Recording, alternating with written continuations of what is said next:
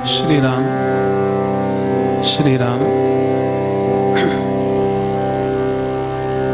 जय जय रघुवीर समर्थ, जय जय रघुवीर समर्थ, जय जय रघुवीर समर्थ।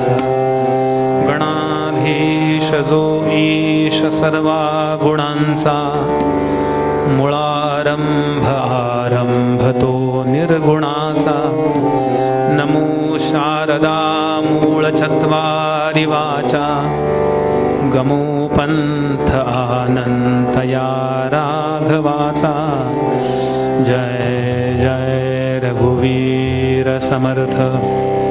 शुका सारिखे पूर्ण वैराग्य जाचे, वसिष्ठा परी ज्ञान योगेश्वराचे। कवी वाल्मिका सारिखा मान्य ऐसा, नमस्कार माझा सद्गुरु रामदासा। जय जय रघुवीर समर्थ।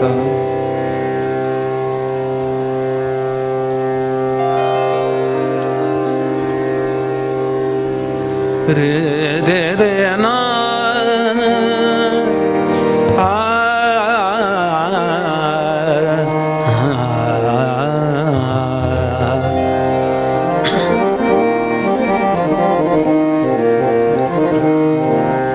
श्री रामा हो जय रामा, रामा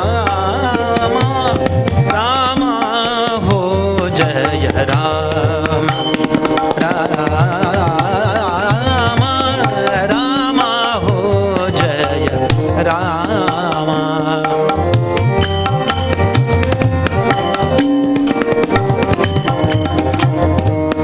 यो जातो मरुदंशजो क्षितितले संबोधयन् सज्जनान्। ग्रन्थं यो रचयं सुपुण्यजनकं श्रीदासबोधाविधम्। यत्कीर्त्या पठनेन सर्वविदुषां स्वान्तापहारिः सदा। सोऽयं मुक्तिकरक्षितौ विजयते श्रीरामदासो गुरुः। मला वाटते अंतरित्वा वसावे, तुझ्या दासबोधासे त्वा बोधवावे। अपत्या परिपाववी प्रेमग्रासा, महाराजया सद्गुरु रामदास। समर्था काची संध्या काचिदंतर्दिशाया, प्रज्ञा दृष्टिरंजन श्रीरपूर्वा वक्त्री वेदान् पातुमेवाजिवक्त्रम्। वागीशाख्या वासुदेवस्य मूर्तिः, प्रणता ज्ञानसन्दोहध्वान्तध्वंसनकर्मठं नमामि दुर्गग्रीवं हरिं सारस्वतप्रदम्।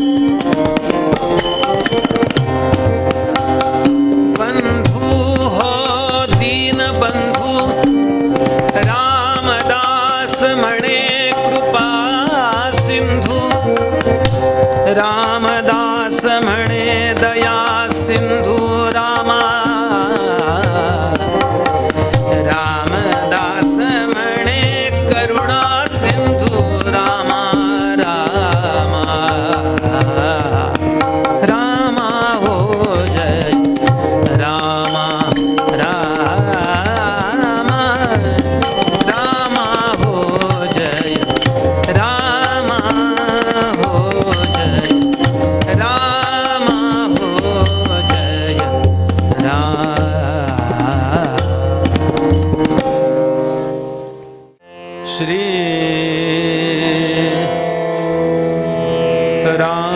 रामदास माऊली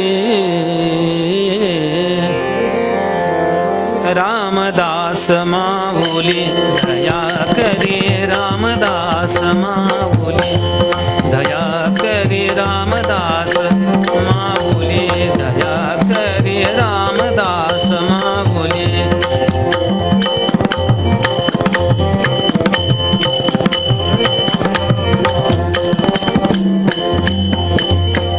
वत्सा लागी धेनु जैसी वत्सा लागी धेनु जैसी वत्सा लागी धेनु जैसी करी करुणा सावली गमाय माझी करी करुणा सावली गमाय माझी करी करुणा सावली गमाय माझी रामदास माऊली रामदास माऊली दया करी रामदास माऊली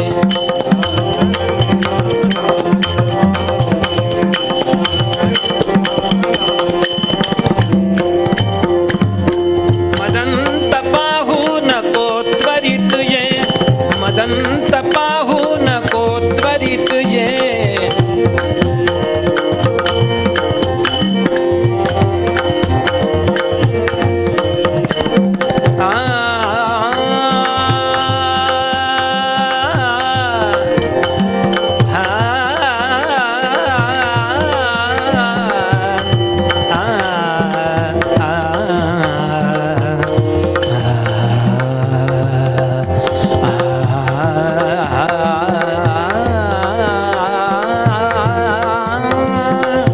मदंत पाहू नको त्वरित ये मदंत पाहू नको त्वरित ये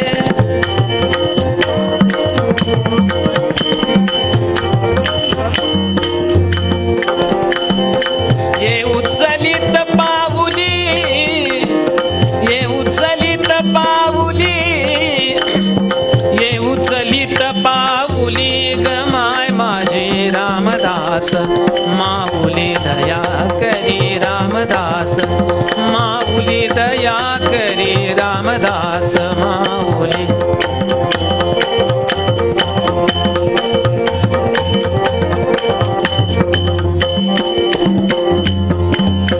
जय रामात्मज तनयावरी करी जय रामात्मज तनयावरी करी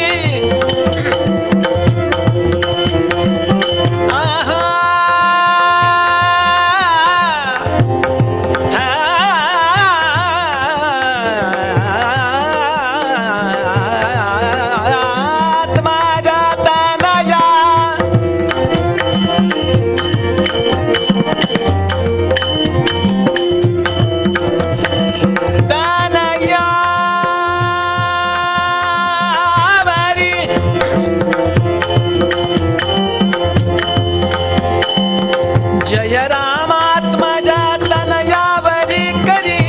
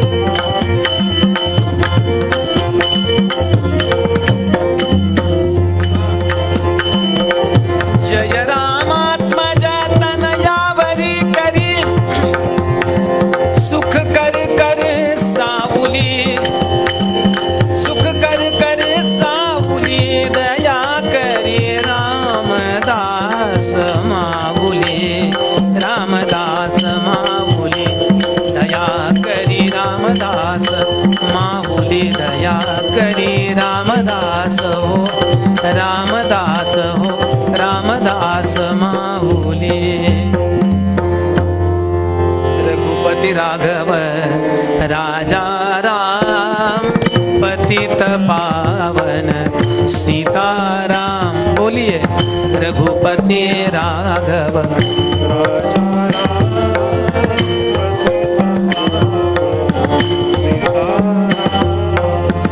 रघुपति राघव राजा राम पतित पावन सीताराम।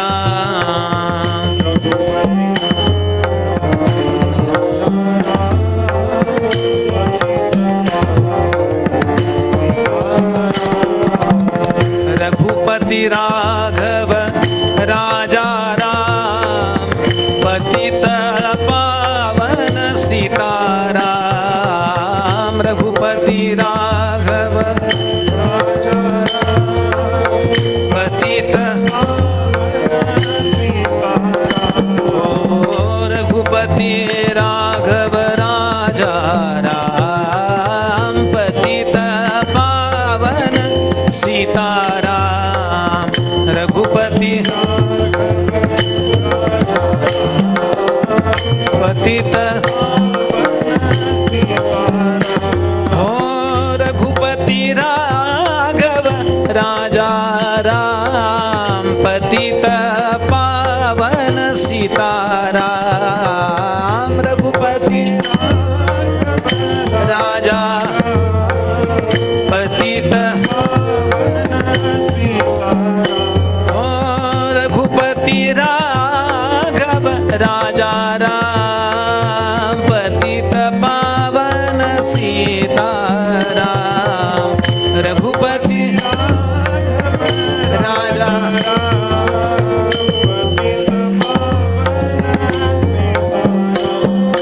रघुपति राघव राजा राम पतित पावन सीताराम।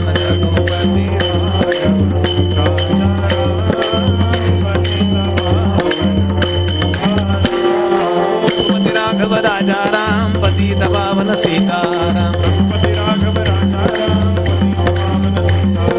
रघुपति राघव राजा राम पतित पावन सीताराम। हो रघुपति राघव राजा राम पतित पावन सीताराम। रघुपति राघव राजा राम पतित पावन सीताराम। राघव राजा राम पतित पावन सीताराम। सीताकांत स्मरण जय जय राम।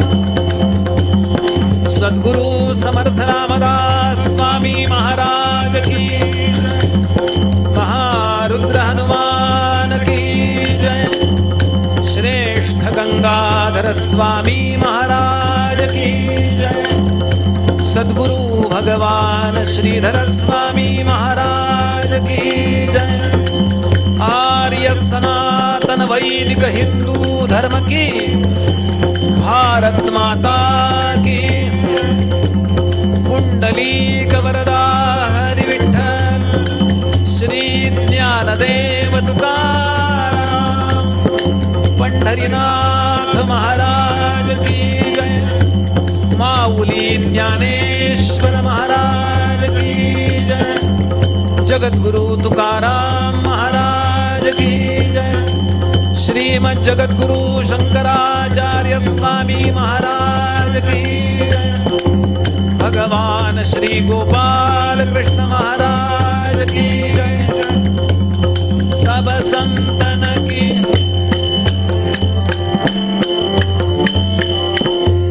जय जय। रघुवीर समर्थ। श्री क्षेत्र सज्जनगडावरती इसवी सन 1674च्या गुरुपौर्णिमेला समर्थ रामदास स्वामी महाराजांनी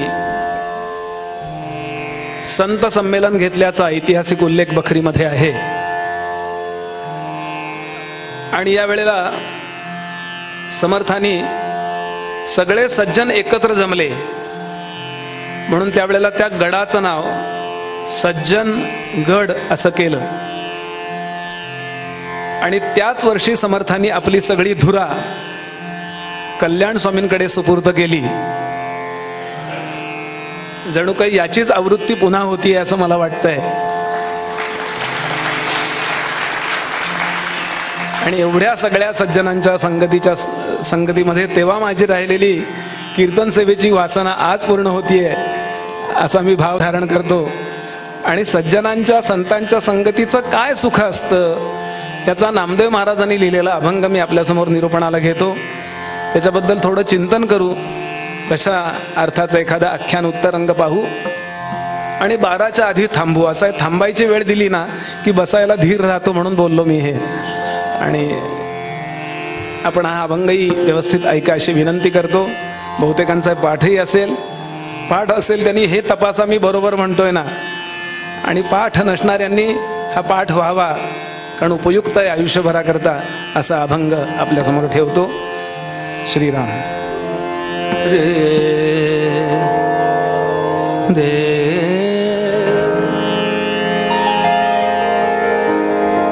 हे ना दे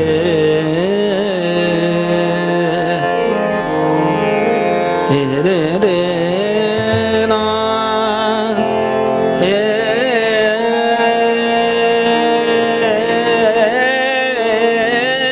ना हे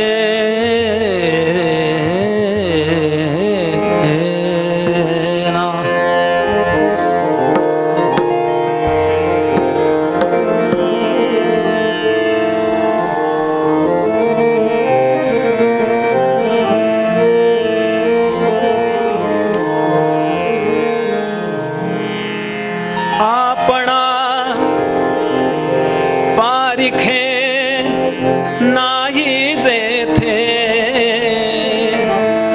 आपण पारिखे नाही जेथे संत संगतीचे काय सांगू सुख संत संगतीचे काय सांगू सुख संत संगतीचे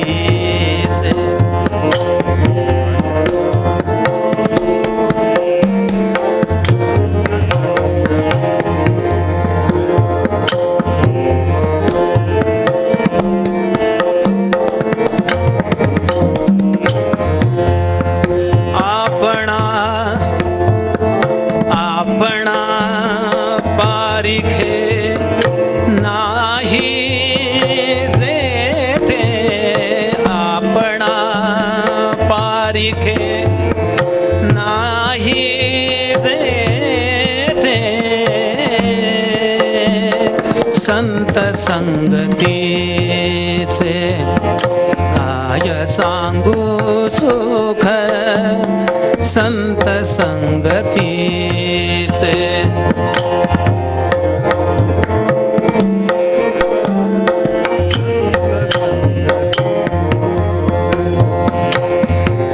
इहलोकी साधू थोर जाणा साधू साधू साधू थोर जाणा साधू थोर जाणा साधू थोर जाणा कलयुगी साधू थोर जाणा कलयुगे कलयुगे संत संगतीचे काय सांगू सुख संत संगतीचे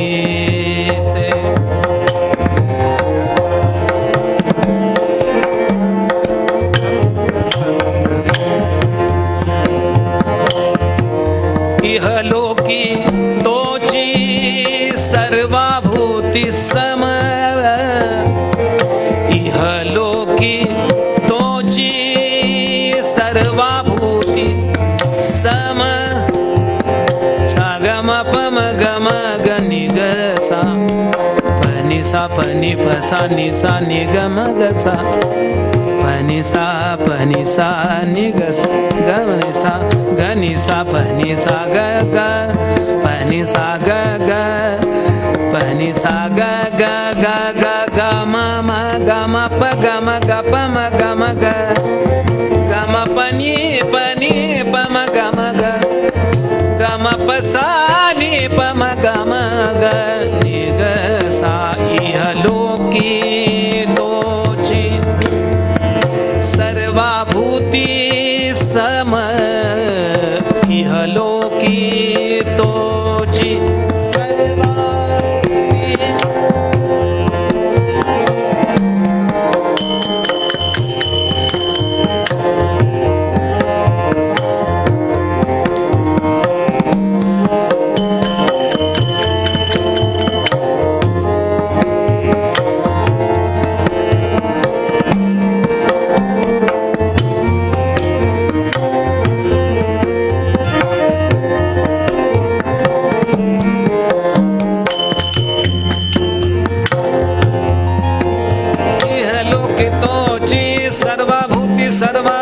सर्वाभूती सम सम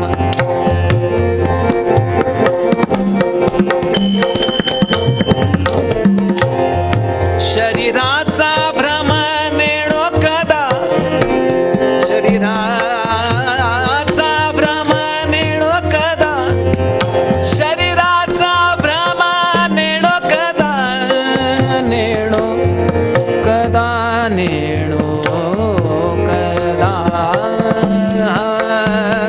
संत संगतीचे काय सांगू सुख संत संगतीचे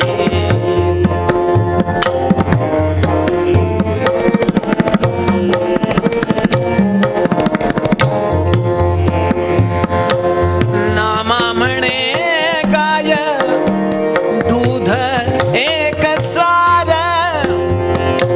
नामा म्हणे दूध एक सार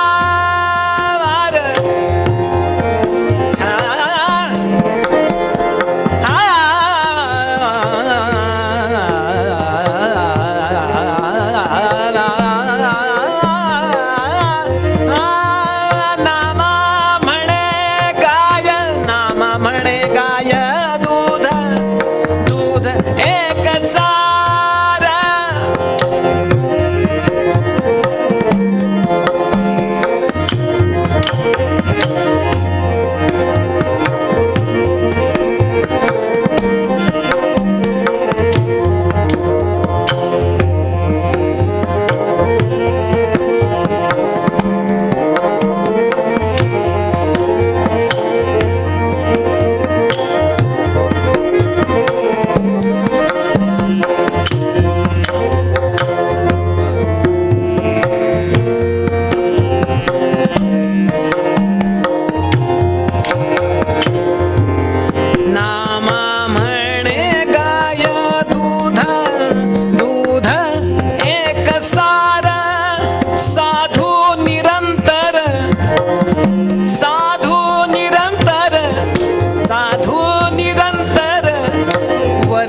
तैसा साधू निरंतर वरते तैसा वरते तैसा संत संगतीचे काय सांगू सुख संत संगतीचे काय सांगू सुख आपण पारिखे नाही तेथे संत संगतीचे संत संगतीचे काय सांगू सुख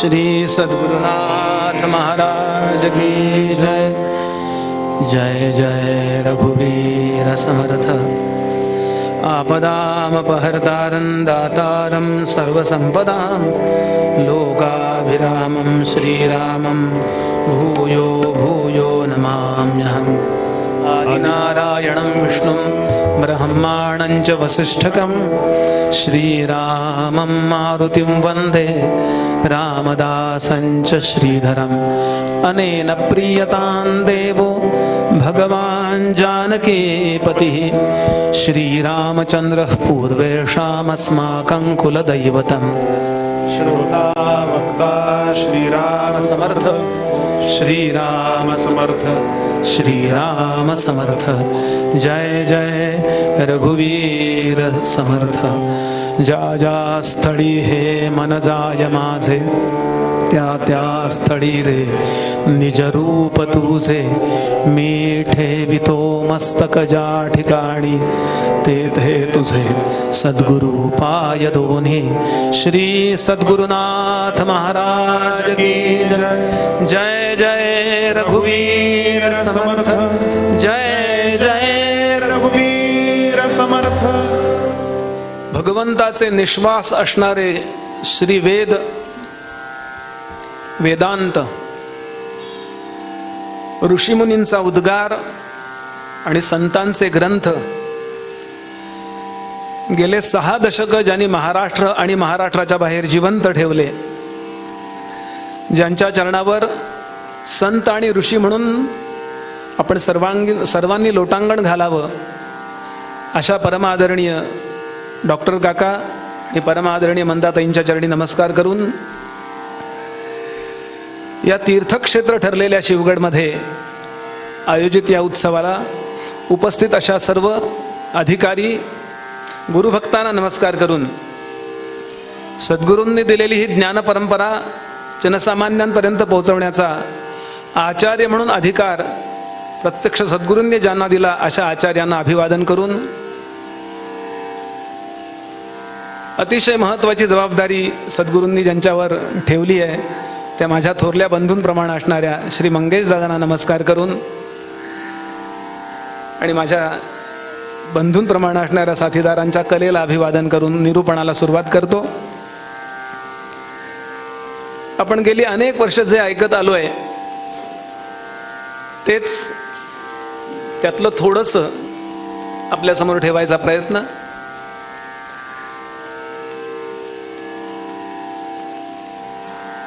विचार हे जीवाचं खरं जीवन आहे. आपण गेल्या जन्मी जे विचार केले त्या विचारांचा प्रभाव आपल्या या जन्मावर आहे. विचारांचा प्रभाव आचारावर होतो आणि आचार म्हणजे कर्म जी घडतात त्याप्रमाणे घडे भोगणे सर्व ही कर्मयोगे हा न्याय कर्मविपाक सिद्धांताचा. म्हणून आपलं जीवन अंतर्बाह्य समाधानी असावं असं ज्याला वाटतं त्यानं काय बदलावं तर आपलं विचार विश्व बदलावं आणि विचार विश्व योग्य पद्धतीनं बदलण्याचं काम करतात तेच संत असतात. म्हणून संत श्रेष्ठ नामदेव महाराज या अभंगामध्ये आपल्यासमोर संतांच्या संगतीचा सर्वश्रेष्ठ लाभ कोणता आहे, उपलब्धी कोणती आहे याबद्दल निरूपण करतायत. अभंगाचे शब्द आधी ऐकून घ्या. संत संगतीचे काय सांगू सुख आपणा पारिखे नाही जेथे साधू थोर जाणा साधू थोर जाणा साधू थोर जाणा कलियुगी इहलोकी तोची सर्वाभूती सम शरीराचा भ्रम नेणो कदा नामा म्हणे गाय दूध एकसार साधू निरंतर वर्ते तैसा. जय जय रघुवीर समर्थ. आपलं कल्याण व्हावं, आपलं भलं व्हावं, आपलं एकूणच चांगलं असावं असं प्रत्येक जीवाला त्याच्या त्याच्या क्षमतेप्रमाणे त्याच्या त्याच्या मगजाप्रमाणे वाटत असतं. मग ते ऐहिक जीवन असेल, पारलौकिक जीवन असेल किंवा आध्यात्मिक स्तरावरची आपली उन्नती असेल, या तिन्ही स्तरावरचा आपला खरा विकास व्हावा असं ज्याला प्रामाणिकपणानं वाटतं त्याच्याकरता शॉर्टकट, त्याच्याकरता खुशकीचा मार्ग कुठला असेल तर आपल्या सगळ्या वेदांपासून कालपर्यंत झालेल्या संतांनी सांगितलेला तो मार्ग म्हणजे सत्संगती. संतांच्या संगतीत जाऊन बसा, आपला काळ तिथे घालवा. काही नाही तरी काहीतरी त्याचा परिणाम होतोच. तसा अत्तराच्या दुकानाच्या मध्ये आपण गेलो, अत्तर विकत नाही घेतलं तरी अत्तराचा सुगंध मिळतो नव्हे, घ्यावाच लागतो. तसं संतांच्या जवळची भगवंताची कृपा वस्तीस्थानाला असते, त्याचा परिणाम आपल्या ऐहिक, पारलौकिक आणि आध्यात्मिक जीवनावर होतोच होतो. म्हणून बाकी काही मिळालं तर करा, नाही तर करू नका. कपिल गीतेमध्ये कपिल महामुनींनी अतिशय महत्वाचा जो संवाद आहे, कपिल आणि त्यांची माता देवहूती, 23 गोष्टी कपिलांनी सांगितल्यात. त्यातली तिसरी गोष्ट कपिल सांगतात की आई, बाकीच्या गोष्टी मिळाल्या तर मिळाव्या, अवश्य मिळवाव्या, नाही तर नाही मिळाल्या तर त्याचा विचार करू नये, पण एक गोष्ट अनिवार्यतेनं प्रत्येक जीवानं मिळवावी, ती म्हणजे सत्संगती. शांत बसावं. समर्थ म्हणाले, उदंड हुडकावे संत, सापडे प्रचितीचा महंत, प्रचिती विण स्वहित होणार नाही. आणि आपण सगळेजण सत्संगतीचा लाभ अनेक वर्ष घेतो आहोत. अनेक स्तरावरती याचा उपयोग आपल्या सगळ्यांना झालेला आहे, तो होणारही आहे. पण आजच्या निरूपणाचा एक खास मुद्दा मी आपल्या समोर ठेवतोय. संतांच्या ज्या अनेक लक्षणांचा विचार शास्त्राने केला, त्यातलं अत्यंत व्यवच्छेदक, संतांना कधीच सोडून न राहणारं लक्षण, त्याचा विचार आज आपल्याला करायचा आहे. ज्याचा आपल्या सगळ्यांना लाभ व्हावा, त्याची ओढ आपल्याला सगळ्यांना सर्वत्र असते. कुठेही गेल्यानंतर आपल्याला ही महत्वाची गोष्ट अभिप्रेत असते. अगदी आईकडून सुद्धा मुलांना अपेक्षा असते की आई, 2 मुलांना 3 मुलांना, काय पूर्वी बरीच मुलं असायची, या मुलांना वेगळं वेगळं मानू नकोस, ही मुलगा सगळी समान मान. आणि मुलं तक्रार करतात, त्यातल्या त्यात थोरली मुलं तक्रार करतात आई बाबांकडे बघा की धाकट्यावर तुमचं जास्त प्रेम आहे. अगदी आपण खायला गेलो एखादी गोष्ट, हॉटेलमध्ये म्हणा, कुठेही, तिथेही आपल्याला त्याला वेगळं वाढलं वाटतं की नाही? अहो, त्याच्यावरनं परवा विधानसभेत मारामारी झाली आहे.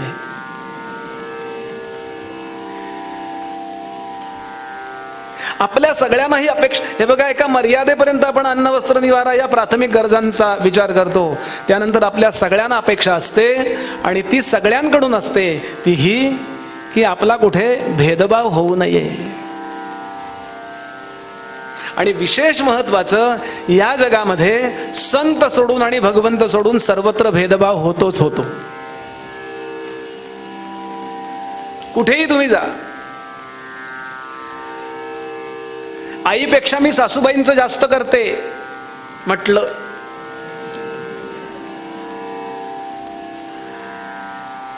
आईपेक्षा मी सासूबाईंचं जास्त करते असं म्हणावंच लागलं ज्या अर्थी, त्या अर्थी काहीतरी आहे. प्रत्येक ठिकाणी राग द्वेष काम करतच असतात.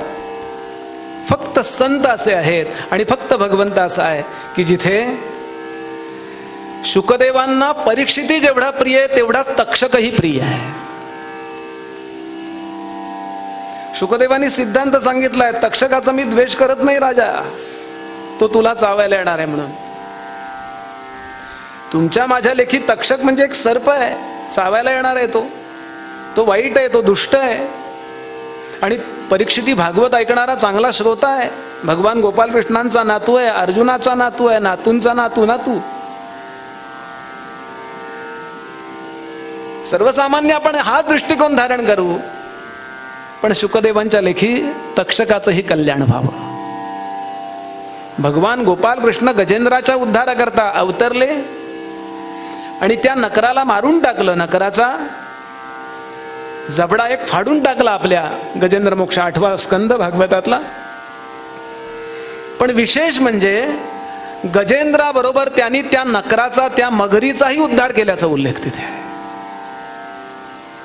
ज्ञानेश्वर महाराजांची आरती ओवाळणारे, ज्ञानोबांना नमस्कार करणारे, ज्ञानोबांच्या चरणावर लोटांगण घालणारे जे लोक आहेत आळंदीतले, त्यांच्यावर जेवढं प्रेम करतात ज्ञानोबा, तेवढंच प्रेम त्यांना भाकरी मिळू नये, मांडा मिळू नये एवढ्या करता संपूर्ण आळंदीतले सगळेच्या सगळे तवे फोडणारा, मातीचे तवे फोडणारा जो विसोबा, खेचर विसोबा चाटी आहे, त्याच्यावरही तेवढंच प्रेम करतात, काकणभर जास्तच प्रेम करतात. त्याला साक्षात्कार झाला आरती करणाऱ्यांपेक्षा.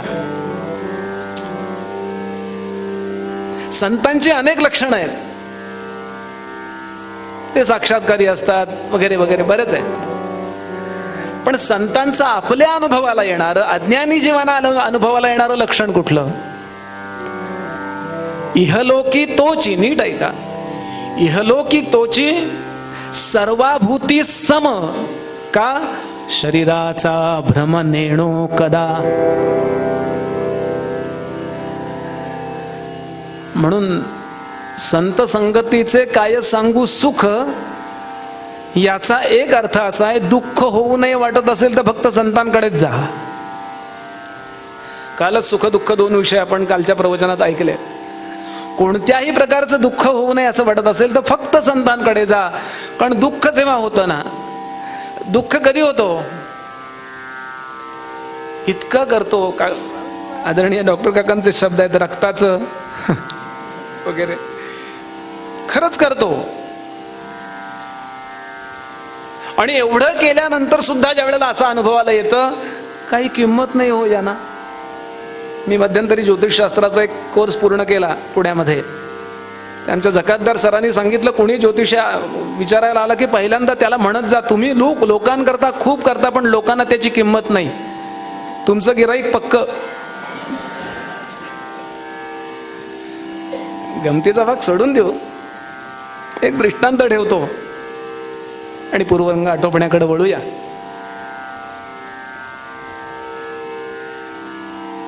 दृष्टांत रामायणातला भरताचा आहे. प्रसंग आपल्याला माहिती आहे. घाईघाईनं राज्याभिषेक ठरला. राज्याभिषेकाच्या वेळेला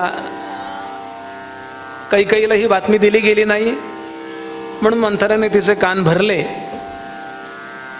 आणि जो काही प्रयोग करायचा तो तिच्याकडनं मंथरेने आपली जी आयडिया होती ती सगळी करून घेतली. आपल्याला माहिती आहे तो प्रसंग, मला तो सगळा रंगवायचा नाही. भरताची भूमिका आपल्याला समोर ठेवतो आणि अत्यंत दुःखाचा प्रसंग आहे तो. या धक्क्याने वडील मरून गेले, काहीही दोष नसताना, काही त्याचं चुकलेलं नसताना, अयोध्येच्या राज्य व्यवस्थेनं कधीही कुणावर अन्याय केलेला नव्हता असं असताना, केवळ कैकेयीचा हट्ट म्हणून रामांना 14 वर्ष वनात जावं लागलं. रामांच्या प्रेमाकरता ती जानकी देवी निघून गेली. दशरथांना, रामायणकार सांगतात, दशरथांना जास्त वाईट वाटलं रामापेक्षा सीतेचं. काय त्या बिचारीची चूक आहे? आणि जनकांना शब्द दिला होता हातात हात धरून, काळजी करू नका जनक महाराज, आजपासून ही मुलगी तुमची नाहीये, ही मुलगी माझी आहे, दशरथ महाराजांनी. आणि ही जाताना पाहिली आणि धक्का बसलाय त्या सात्विक जीवाला, मरून गेले. भरताला परत बोलावण्यात आलंय आणि भरत जेव्हा कैकेयीच्या महालामध्ये येतो, कैकेयीचा कुंकुम तिलक पुसलेला नाहीये आणि त्यामुळे त्याला वाटलं ऑलबेल आहे. कुंकू याचा अर्थ वडील आहेत. आणि मग त्याला जेव्हा सगळं कळलं की असं असं घडलंय, असं असं घडलंय, आणि कैकेयीने हेही सांगितलं, हे मी सगळं तुझ्याकरता घडवून आणलंय, राज्याचा उपभोग घे, राजमाता म्हणून मला मिरवू देत. त्यावेळेला भरत कोसळला. पहिल्यांदा त्याला रामांच्या चारित्र्याची शंका आली असं वाल्मिकी लिहितात. तच्छ्रुत्वा भरतस्त्रस्तो भ्रातृश्चारित्र्य शंकया. ज्याच्यावर एवढी श्रद्धा ठेवली, ज्याच्यावर जीव लावला, माझा सर्वस्व म्हणून मी ज्याला मानला, तो माझा दादा चारित्र्य भ्रष्ट झाला काय? कशा करता त्याला वनात जायला सांगण्यात आलं? कारण काहीतरी त्याच्याकडनं चुकल्याशिवाय अयोध्येची राज्यव्यवस्था असा कोणावर अन्याय करणार नाही, हा इतिहास आहे. कुणा गरीबाचं धन त्यांनी हरण केलं काय? कुणा परस्त्रीकडे वाईट अर्थाने पाहिलं काय? त्यांनी प्रश्न विचारलेत बरेच. तच्छ्रुत्वा भरतस्त्रस्तो भ्रातृश्चारित्र्य शंकया वर्णन केलं. आणि जेव्हा त्याला कळलं की असं काही घडलेलं नाहीये, कैकेयीने मोठ्या फुशारक्या मारत मुद्दाम सांगितलं, हे सगळं मी तुझ्याकरता घडवून आणलंय, इथे तू नसताना एक षडयंत्र शिजलं होतं वगैरे वगैरे, इतका राग आला त्याला. आणि खूप त्यांनी तर या क्षणाला सांगूनच टाकले, आई मी तुझा आई म्हणून त्याग करतो. आजपासून आपण ते ऐकलंय गदिमांचं, मातानं तू वैरिणी. आई म्हणून मी तुझा त्याग करतो. कारण आई, मला कारण नसताना ज्या जगामध्ये तू खलनायक ठरवलंस, मला माहिती नव्हतं ग काही. असं वागलीस, असं वाटतंय तुझं थोबाड फोडावं, श्रीमुखात द्यावी तुझ्या. मोरोपंत अप्रतिम वर्णन करतात. मोरोपंत सांगतात, मी तुला खरंच श्रीमुखात दिली असती आई ग, पण मी जर तुला श्रीमुखात दिली, तुझ्या अंगावर हात उगारला, तर रामदादा माझ्याशी बोलणार नाही ग. काय मोरोपंत म्हणतात, मारावे तुझ वाटे, मारावे तुझ वाटे, परी म्हणतो राम राय माय तुला.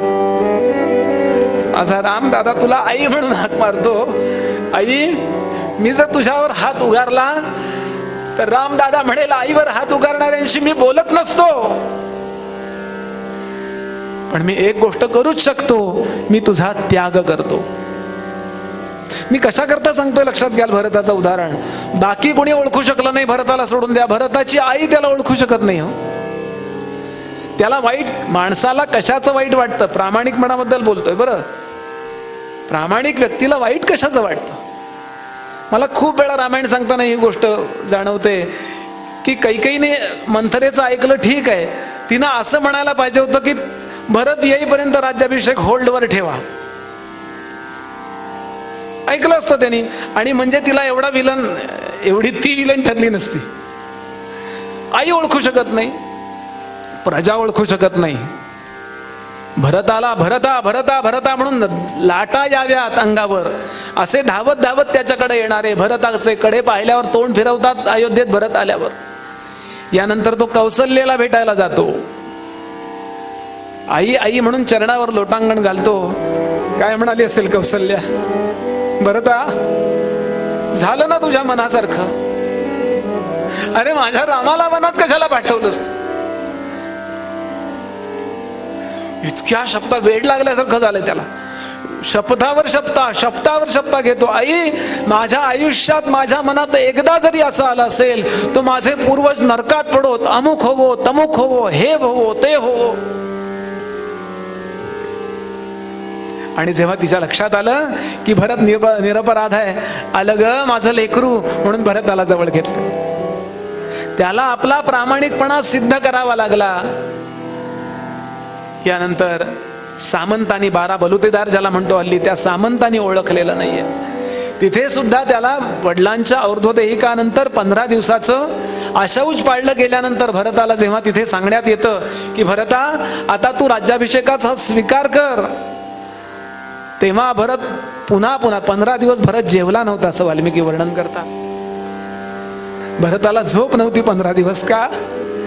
मी व्हिलन ठरलो याचं वाईट वाटत नाहीये त्याला, त्याला माझ्यामुळं माझा रामदादा वनात गेला याचं वाईट वाटत. जगामध्ये हिरो, मला क्षमा करा मी इंग्रजी शब्द वापरतोय, हिरो ठरण्याकरता भरतानी कधी प्रयत्न नाही केले.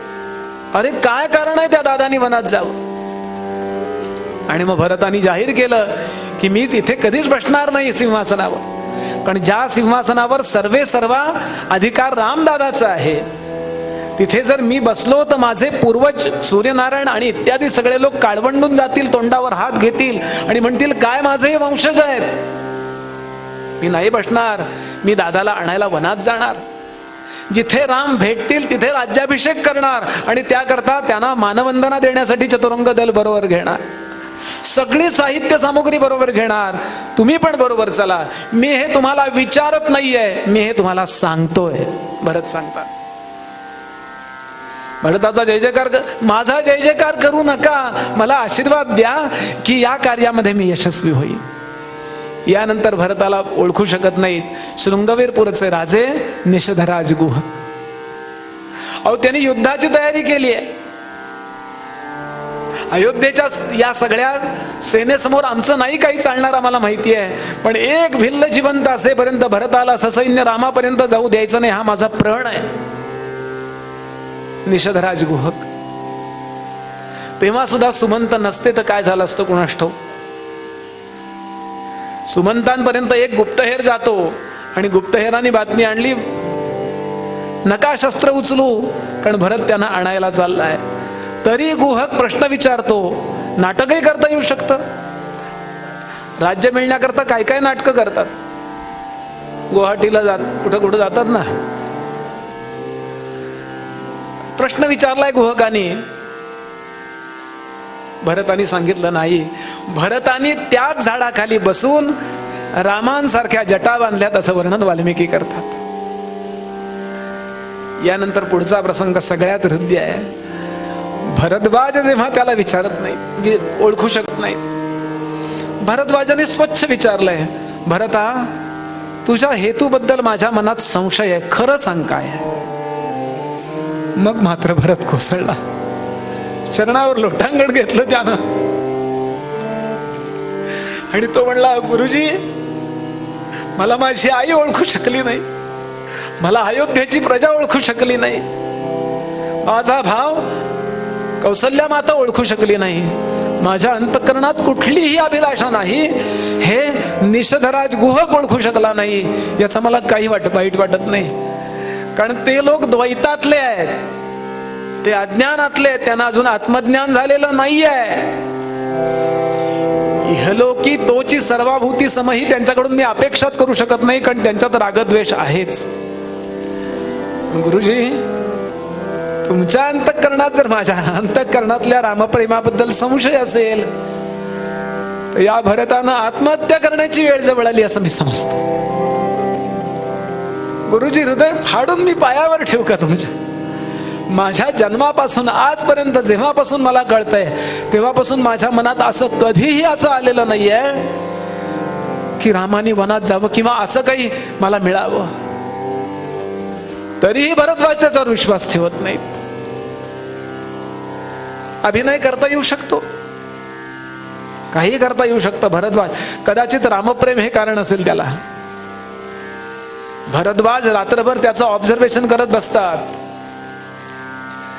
भरत रात्रभर तिथे राहिला जिथे रामांचा मुक्काम होता. भरद्वाजांच्या आश्रमाच्या बाजूला जी झाडं होती आणि त्या झाडाखाली मातीत बसून भरत रात्रभर दादा दादा असं म्हणत त्या मातीमध्ये हात फिरवत राहतात. माझ्यामुळे तुम्हाला इथं झोपावं लागलं, धिक्कार असा माझा उपयोग तर काही नाही, पण उपद्रव मात्र किती झाला माझा. आणि रात्रभर जेव्हा तो रडतो तिथे बसून थांबतो तेव्हा भरद्वाजांचा त्याचा प्रामाणिकपणा लक्षात आला आणि मग भरद्वाजांनी त्याला आशीर्वाद दिलाय. भरद्वाजांचं वाक्य खूप छान आहे. भरद्वाज म्हणाले, मला असं वाटलं होतं इतके वर्ष आयुष्यभर जो मी पुण्याईने वागलो त्याचा परिणाम नारायणाचा अवतार असणारा राम मला दिसला, रामांचं मला दर्शन झालं. आयुष्यभराच्या पुण्याई खर्ची घातल्यानंतर मला रामांचं दर्शन झालं असं मला वाटत होतं, पण मला ते अर्धवट वाटत होतं. आता मला पूर्ण काय ते कळलंय की आयुष्यभराच्या पुण्याईच्या खर्ची घातल्यानंतर मला श्रीरामांचं दर्शन झालं, पण त्या श्रीरामांच्या दर्शनानंतर जे काही मला पुण्य मिळालं त्यातून मला तुझ्यासारख्या सद्भक्ताचं दर्शन झालं. भरता तुझ्यासारखे लोक या जगात फार कमी असतात. तरी भरत जीव तोडून सांगतो, मला माझी स्तुती करू नका, मला आशीर्वाद द्या, मी रामांना परत आणू शकेन. हे भरताच्या जीवनाचं दुर्दैव आहे, पण भरताच्या जीवनाचं सुदैव जर काय असेल तेवढं सांगतो आणि पूर्वरंग थांबवतो.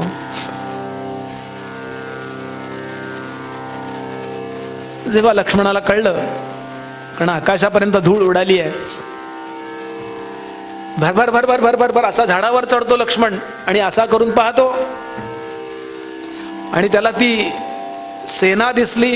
कोविध्वज सूर्याचा सिम्बॉल असणारा, सूर्याची तो सिग्नल असणारा, तो खूण असणारा तो झेंडा दिसला, कोविध्वज दिसला आणि लक्षात आलं ही आमची सेना आहे. धावत धावत येतो. आश्रय या गुहेकडेच जानकी सपाठवा सावधान राघव.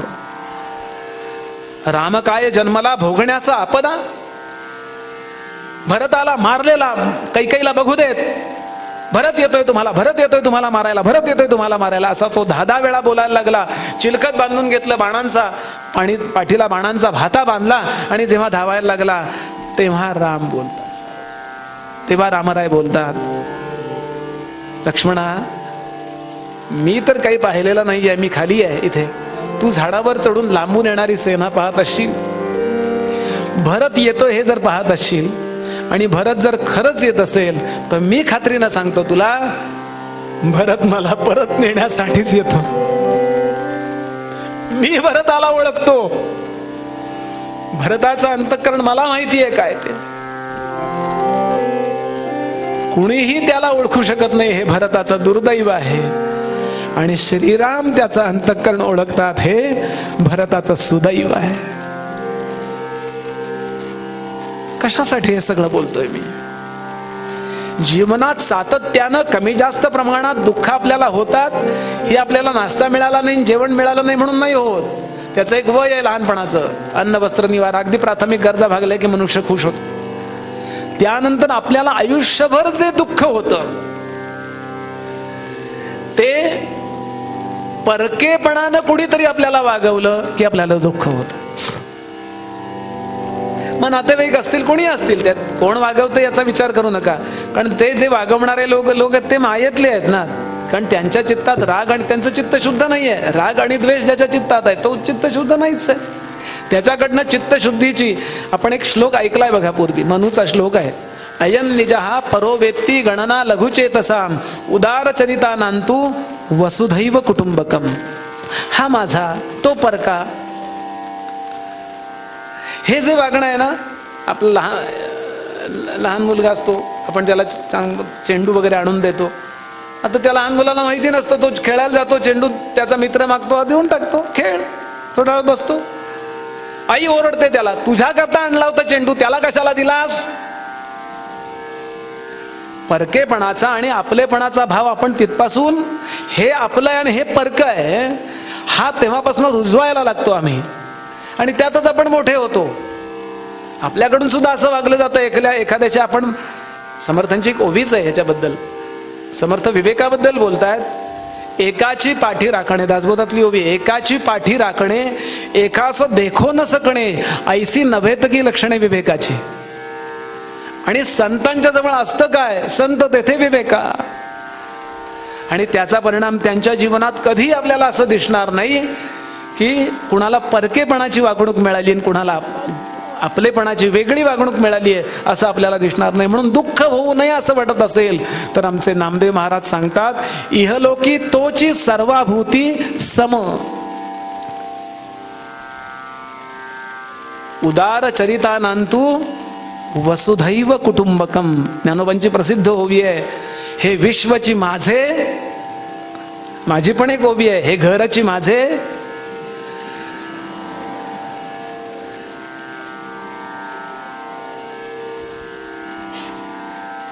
आणि म्हणून सगळ्या ठिकाणी आपल्याला जावं लागेल, सगळ्यांना आपल्याला अटेंड करावं लागेल, ते कर्म आपल्याला करावं लागेल, अनिवार्य आहे ते.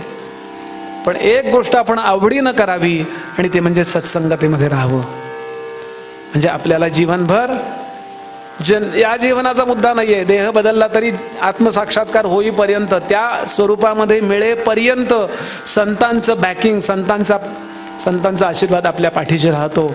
आणि म्हणून माझे नामदेव महाराज सांगतायत की नामा म्हणे गाय दूध एकसार, साधू निरंतर वर्ते तैसा.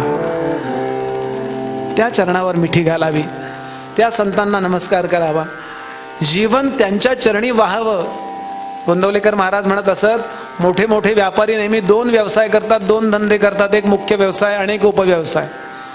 तसं म्हणाले आपण मुख्य व्यवसाय, मुख्य गोष्ट परमार्थ करावी, आणि उपव्यवसाय म्हणून प्रपंच करावा, असं गोंदवलेकर महाराजांचं वचन आहे. सांगण्याचा भाव असा, अशी आपल्याला सगळ्यांना लाभ असं आहे. माझे गुरुजी नेहमी सांगतात, मी अनेकांकडे शिकायचा प्रयत्न करतो. ते म्हणाले, असे नमस्काराला चरण ज्यांना मिळाले नाहीत, अशा संतांचे चरण ज्यांना नमस्काराला मिळालेच नाहीत, ते अभागी आहेत. हो, दे आर अनलकी. अनलकी आहेत ते बिचारे, नाही, त्यांना मिळालेच नाही तो नमस्काराला. पण ज्यांना असे चरण मिळाले आणि ज्यांनी नमस्कार केला नाही, त्याचा फायदा घेतला नाही, ते करंटे आहेत.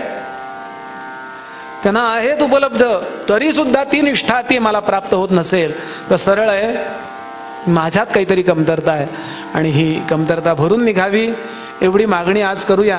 वाढदिवसाच्या दिवशी मला आठवतंय, परमादरणीय डॉक्टर काकांच्या एका वाढदिवसाला काका इकडे होते म्हणून काकूंनी माझं कीर्तन पुण्यात ठेवलं होतं काकांच्या वाढदिवसा दिवशी.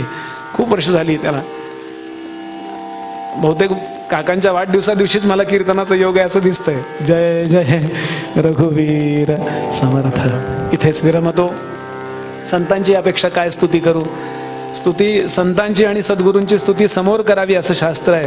प्रत्यक्षे गुरुवस्तुत्या परोक्षे मित्र बांधवाः पर कर्मांते दासभृत्याश्च आणि नैवपुत्रस्तथा स्त्रिया असं म्हटलंय. गुरुची संतांची स्तुती समोर करावी. तुम्ही असे आहात, तुम्ही असे आहात असं म्हणावं. त्यानंतर परोक्षे मित्र बांधवा, बंधूंची मित्रांची स्तुती त्यांच्या पाठीमागून करावी. निंदा कधी करू नये पण स्तुती मागून करावी, समोर स्तुती नाही करू आपल्या मित्रांची. पत्नीची आणि मुलाबाळांची स्तुती कधीही करू नये असं सुभाषितकार सांगतो. म्हणजे हे सुद्धा मी पुण्याहून खूप लांब आहे म्हणून बोलायचं धाडस करतोय. आणि कर्मांते दास, काम झाल्यानंतर आपल्या सेवा करणारे जे लोक नोकर चाकर ज्यांच्यामुळे इन्फ्रास्ट्रक्चर ज्याला म्हणतात त्यांची स्तुती काम झाल्याबरोबर लगेच करावी, कारण त्यांच्यामुळं हे सगळं कार्य पार पडत असतं असं ते म्हणतात. त्यातलं प्रत्यक्ष गुरुवस्तुत्या ही संतांची स्तुती आपण सद्गुरू म्हणून सगळ्यांनी घ्या अशी विनंती करतो. बोलताना काही चुकलो असेल तर ज्योत्स्नाताई मला क्षमा करा अशी विनंती करतो, कारण आपण इतकं ऐकलंय सगळ्यांनी. इथेच विरमतो. सुंदर असं आख्यान मी आपल्यासमोर ठेवणार आहे आणि मग आपण थांबूया.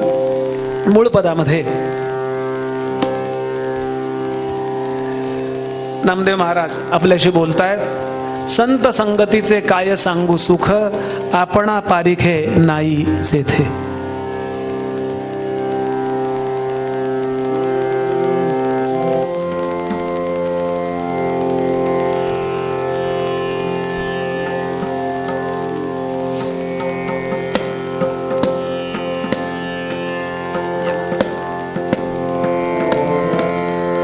संत संगतीचे काय सांगू सुख, संत संगतीचे काय सांगू सुख, संत संगतीचे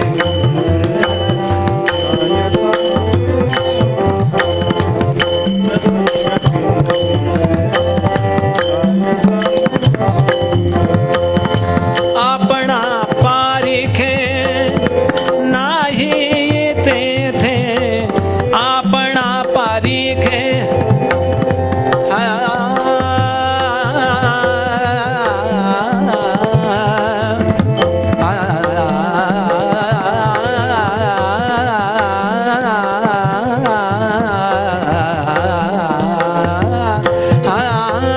आपणा पारिखे नाही तेथे, नाही तेथे संत संगतीचे काय सांगू सुख.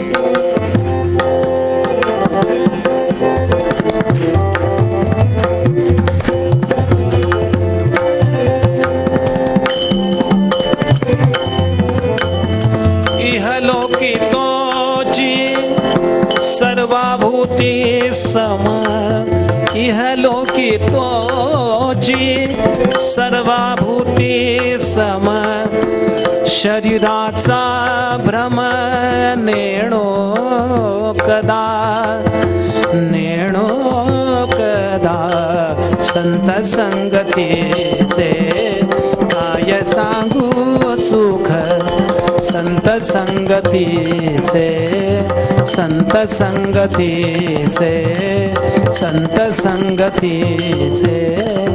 काय सांगू सुख. आपल्यामध्ये अनेक उत्तम कलाकार आहेत. काकांच्या इथे सेवा करण्याची इच्छा कोणाला होणार नाही.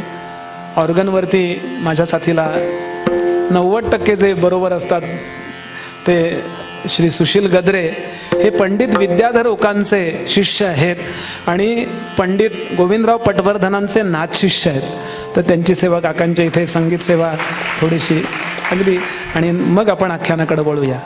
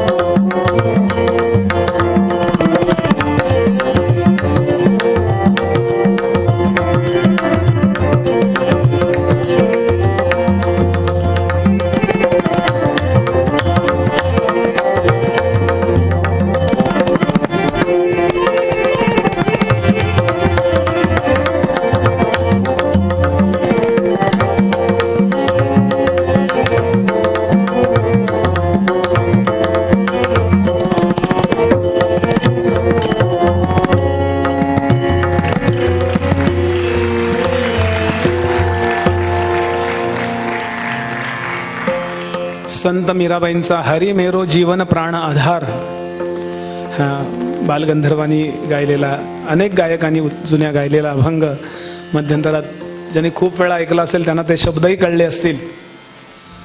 मला खूप वेळा वाटतं की भगवंतांनी वेदानाम सामवेदोस्मी असं का म्हटलं असेल, आणि त्याचा उपवेद सुद्धा गांधर्व वेद आहे. याचं कारण सगळ्यात सुरुवातीला शब्द निर्माण झाला आणि उरलेल्या नंतर 4 विषय निर्माण झाले, म्हणजे तन्मात्रा. म्हणून सगळ्यात शेवटी संपतो तो शब्द संपतो, संगीत सगळ्यात शेवटी संपतं असं. आणि म्हणून समर्थांनी म्हटलं असेल संगीत गायन दे रे राम, आलाप गोडी दे रे राम असं.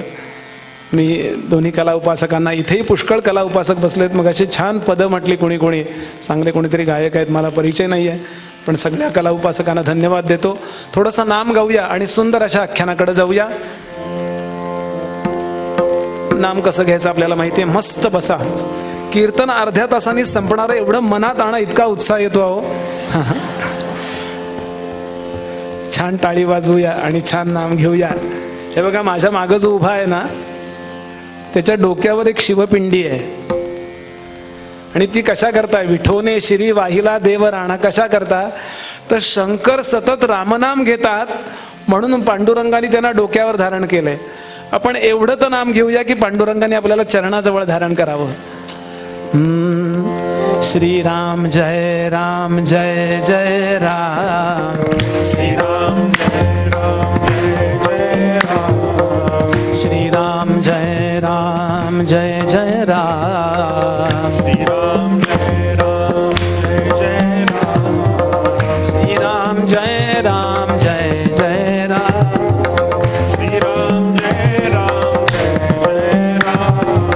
श्रीराम जय राम जय जय राम, श्रीराम जय राम जय जय राम, श्रीराम जय राम जय जय राम, श्रीराम जय राम जय जय राम, श्रीराम जय राम जय जय राम,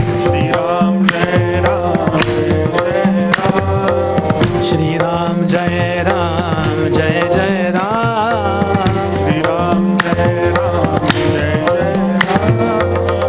श्रीराम जय राम जय जय राम, श्रीराम जय राम जय जय राम, श्रीराम जय राम जय जय राम, श्रीराम जय राम जय जय राम, श्रीराम जय राम जय जय राम, श्रीराम जय राम जय जय राम, श्रीराम जय राम जय जय राम, जय जय राम, श्रीराम जय राम जय जय राम,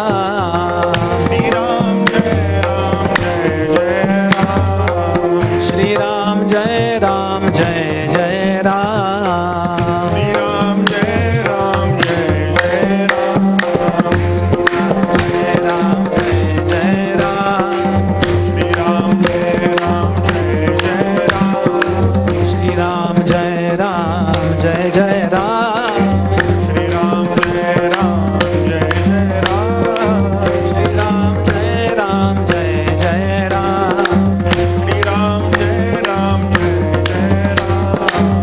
श्रीराम जय राम जय जय राम, श्रीराम जय राम जय जय राम,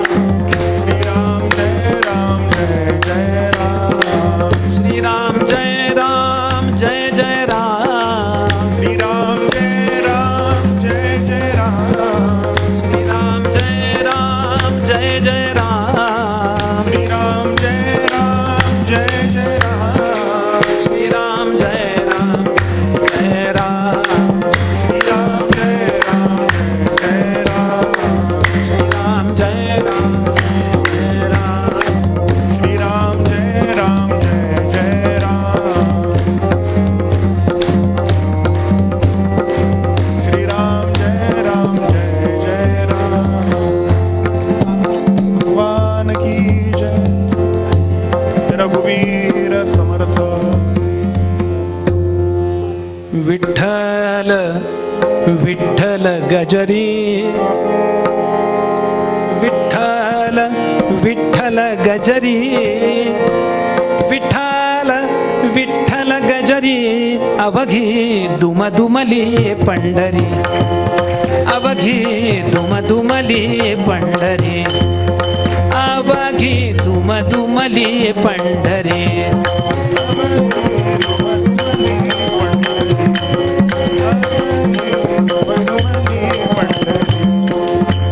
होतो नामाचा गजर, होतो नामाचा गजर, दिंड्या पताकांचा भार, दिंड्या पताकांचा भार. निवृत्ती ज्ञानदेव सोपान, निवृत्ती ज्ञानदेव सोपान, निवृत्ती नीट ऐका ऑर्गन मधून. निवृत्ती भ्रू भ्रू हा.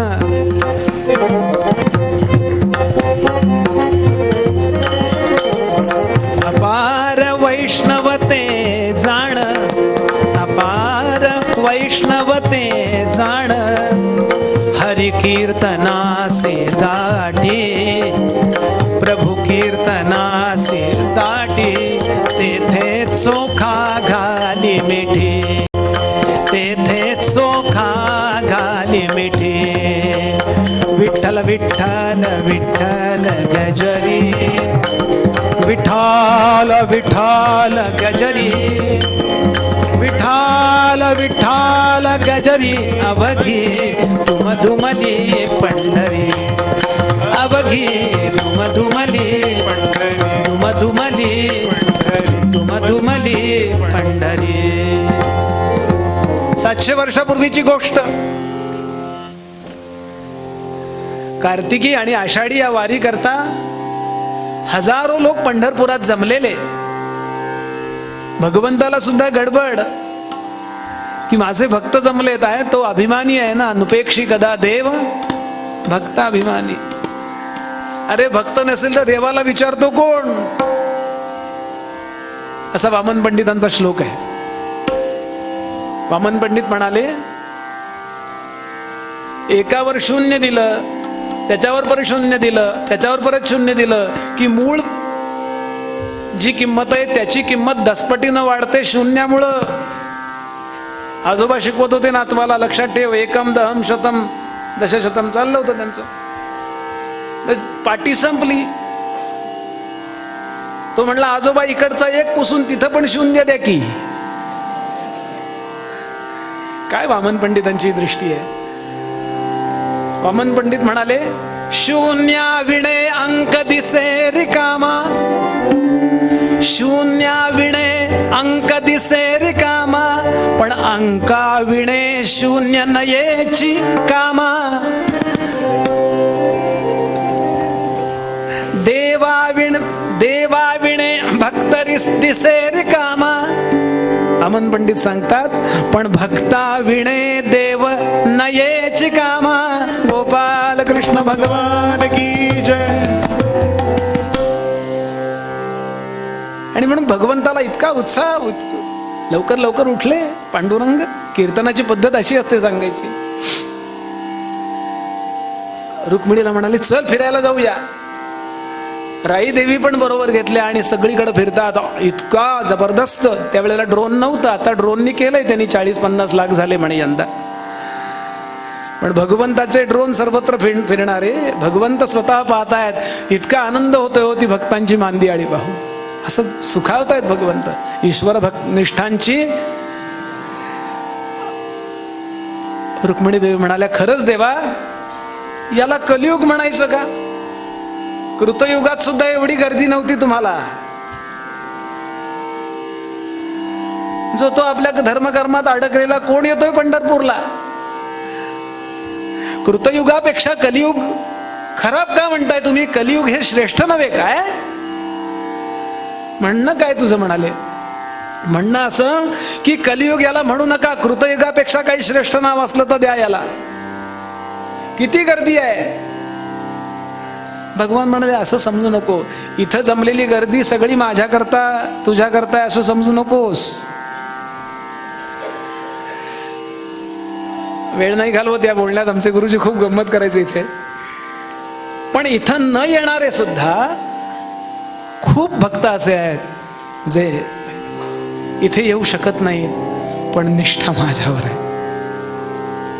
अखंड एक दिवस जात नाही ग त्यांचा माझ्या स्मरणाशिवाय. रुक्मिणीदेवी म्हटलं हे काही पटत नाही मला.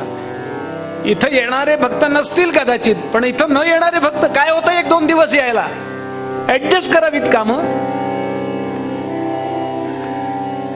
बघायचंय तुला, जवळच एक गाव आहे, अरण गावचा भक्त सावता, अरण गावचा भक्त सावता,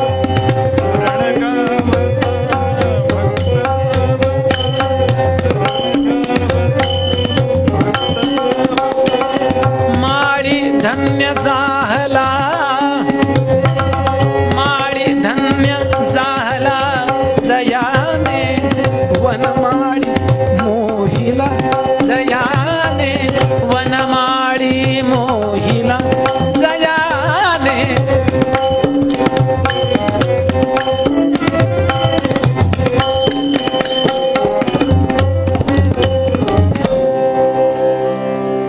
आणि भगवान स्वतः रुक्मिणी देवींना घेऊन, राई देवींना घेऊन आकाश मार्गाने इथपर्यंत येऊन पोहोचले जिथे प्रत्यक्षात सावतोबा होते. अरण भेंडी नावाचं गाव, एका बाजूला अरण एका बाजूला भेंडी, अरण गाव. तो बघ सूक्ष्म रूपानं भगवान दाखवतायत रुक्मिणी देवींना. तो बघ भक्त शेतात राबणारा. रुक्मिणी देवी लांबून पाहू लागल्या. कपाळाला टिळा आहे, म्हणजे बुक्का लावलेला आहे, गळ्यात तुळशीची माळ आहे, रामकृष्ण हरी जप, ठीक आहे. पण पंढरपूरला यायला काय प्रॉब्लेम आहे? असं आहे, नवऱ्याने काहीही सांगितलं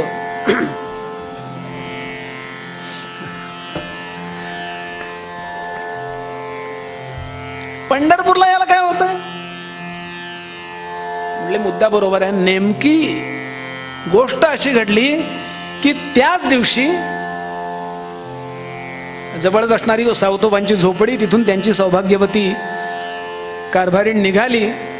मराठमोळा पद्धतीनं नेसलेली नऊवारी लुगडं, डोक्यावर पाटी, त्याच्यामध्ये भाकरी, ठेचा. काय ठेचा म्हणजे? कोल्हापूरच्या लोकांना सांगायला नको ठेचा म्हणजे काय असतो.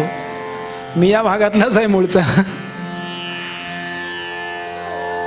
तिकडं उत्तरेकडे जायला लागलं की त्या ठेच्यात साखर बिकर सुरू होते. हा, असो, जाऊ देत. दह्याचा एक वाडगा असा घेऊन कारभारिणी येतीये. आत्ताच्या भाषेत बोलायचं 10-10:30 वाजलेत. पहाटे 4:30-5ला कामं सुरू करावी लागतात शेतावरची, ऊन नसताना. हाक मारली कारभारी, बैलांना सोडा, मोकळं करा, त्यांना वैरण बिरण घाला आणि या जेवाया. हाक मारल्याबरोबर लगेच जेवायला येणारा नवरा होता हो, कॉम्प्युटरवरनं उठून, म्हणजे लगेच बैल मोकळे केले. तिथे पाण्याच्या डोण्या असायच्या दगडी, तिथे आणून चारा टाकला, हिरवा चारा, पाणी. पाठीवर प्रेमानं हात फिरवला, बैलांचं अंग प्रेमानं असं शहारलं. हातपाय तोंड धुतले, घामानं निथंब भिजलेला होता, ओथंब भिजलेला होता. आणि आला, घोंगडं टाकलं आंब्याखाली, समोर पत्रावळी, हे केळीचं पान वाढलं. त्या केळीच्या पानावर गरम गरम आत्ता केलेली भाकरी, बायकोनं स्वतः दळलेली ज्वारी, शेतातनं काढून आणलेल्या मिरच्या, त्याचा ठेचा केलेला. 2च पदार्थ त्यामध्ये, मिरची आणि मीठ, तिसरा पदार्थ नाही. असा ठेचा पाहिजे, नाही तर म्हणतात बुवाला, असं म्हणतात. दही वाढलं शेजारी असं कवडीसारखं. आणि बायको स्वतः आपल्या पदरानं नवऱ्याला वारा घालू लागली. नुसतं ऐकून घ्यायचं, सोडून द्यायचं.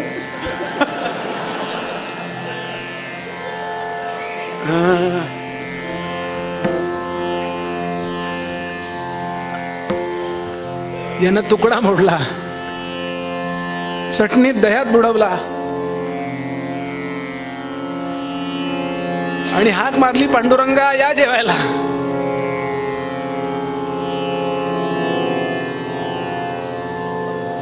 आणि बोलायला जेवायला सुरुवात केली. बायको सांगते, का हो कारभारी, लय दिवस झाले एक गोष्ट इचारीन म्हणत होती, विचारू? बायको म्हणाली विचार. नवरा म्हणाला विचार की, मला नाही विचारणार तर कोणाला विचारणार, विचार.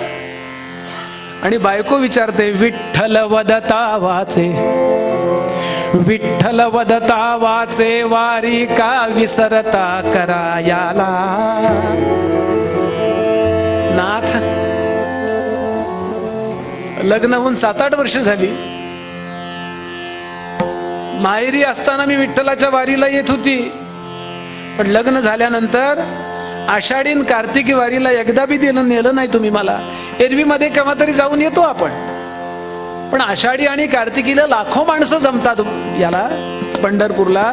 स्वतःला तुम्ही वारीकरी म्हणजे वारकरी म्हणवता, गळ्यात तुळशीची माळ घालता, कपाळाला बुक्का लावता, रामकृष्ण हरी जप करता, पण आषाढीला आणि कार्तिकीला का जात नाही तुम्ही पांडुरंगाला? पांडुरंगाचं दर्शन तुम्हाला घ्यावंसं वाटत नाही? जो प्रश्न रुक्मिणी देवी विचारत होत्या पांडुरंगाला, नेमका तोच प्रश्न यांच्या रुक्मिणीने आपल्या पांडुरंगाला विचारला. पंढरपूरला दर्शनाला जावं नाही वाटत, पांडुरंगाला भेटावं नाही वाटत तुम्हाला कारभारी? डोळेच चमकले सावतोबांचे आणि ते म्हणाले, 2 उत्तर आहेत याची. पहिलं उत्तर, आपण आत्ता जर वारीला गेलो किंवा कार्तिकीला जर वारीला गेलो तर आत्ता इथून जाणारे जे लोक आहेत त्यांची या गावातली व्यवस्था कोण करणार? पण एरवीमध्ये दर्शन घेऊन येऊ शकतो. आत्ता यांची सेवा हीच पांडुरंगाची सेवा असं मी समजतो, एक मुद्दा. आणि दुसरा, मी कधीही पंढरपूरला गेलो नाही तरी सद्गुरु कृपेनं मला पांडुरंगाच्या दर्शनाला पंढरपूरला जावं लागत नाही एवढं कळलेलं आहे. काय सांगू तुला कारभारने, अर्धवट जेवण टाकलं, हात धुतले, बैलांच्या जवळ आले, बायको अशीच बसली आहे आणि तिला सांगतात, कारभारने या बैलाला चारा घालतो, मी विठ्ठलाची नाही सेवा करत आहे. मी या शेताला पाणी लावतो, मी विठ्ठलाची सेवा नाही करत आहे. अप्रतिम अभंग माझे गुरुजी इथे म्हणायचे. बैल विठ्ठल, शेत विठ्ठल, विश्व विठ्ठल गे, विठ्ठलवाणी मोठ काळी ती बी विठ्ठल गे, विठ्ठलवाणी मोठ काळी ती बी विठ्ठल गे, विठ्ठलवाणी मोठ काळी ती बी विठ्ठल गे.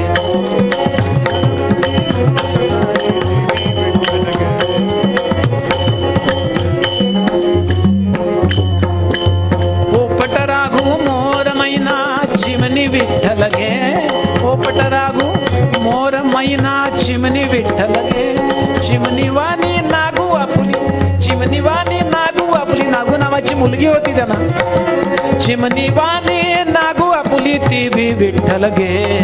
बैल विठ्ठल, शेत विठ्ठल, विश्व विठ्ठल गे, विठ्ठलवाणी मोठ काळी ती बी विठ्ठल गे, विठ्ठलवाणी.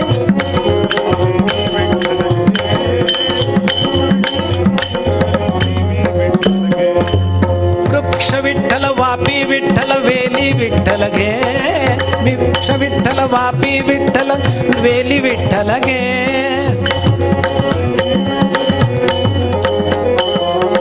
वेलीवाणी सखय माझी तू बी विठ्ठल गे. कारभारने, हे बैल, हे शेत, हे विठ्ठल सोडून असं तुला वाटतंय का? हे पोपट, हे राघू, हे पक्षी, हे मोर मैना, अशीच गोड असणारी आपली नागू विठ्ठल नाही का? हे झाड विठ्ठल नव्हेत काय? झाडांच्या आधारानं झाडांना बिलगलेली वेली विठ्ठल नव्हे काय? आणि तशीच माझ्या आधारानं प्रपंचात राहणारी वेली सारखीच नाजूक असणारी तू विठ्ठल नव्हेस काय?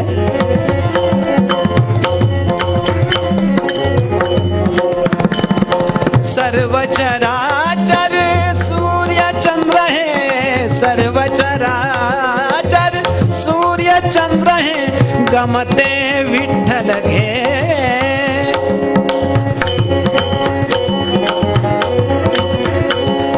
सर्व चराचर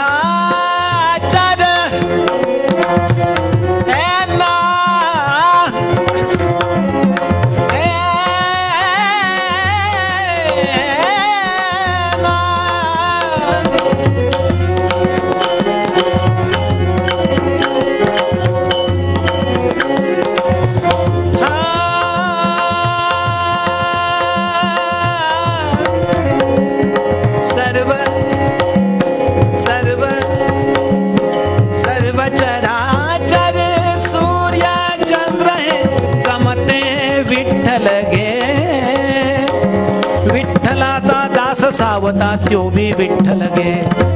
विठ्ठलाचा दास सावता त्यो बी विठ्ठल गे. बैल विठ्ठल विश्व विठ्ठल गे. विठ्ठलाचा दास सावता तो बी विठ्ठल गे. विठ्ठलवाणी नादू आपले तो बी विठ्ठल गे.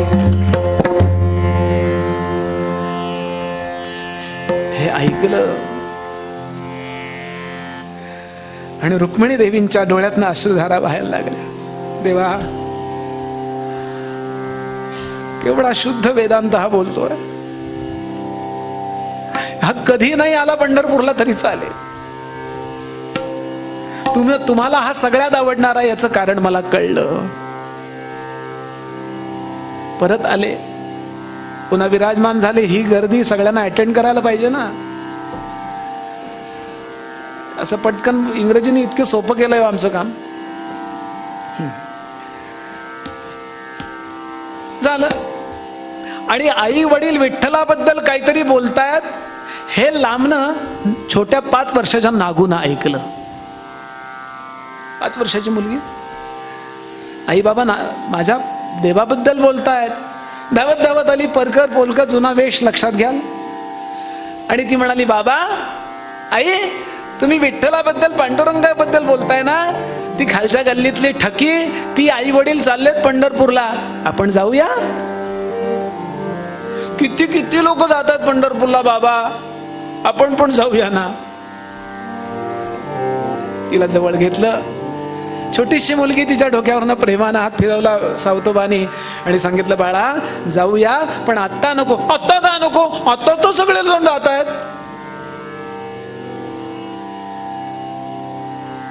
पांडुरंग सर्वत्र आहे. आपण कुठलंही कर्म भगवदार्पित बुद्धीनं केल्यानंतर ते देवाला पोचतं. हे तत्वज्ञान बायकोला समजलं, सांगितलं, तिला कळलं, तिनं मान्य केलं. हे 5 वर्षाच्या मुलीला कळेल.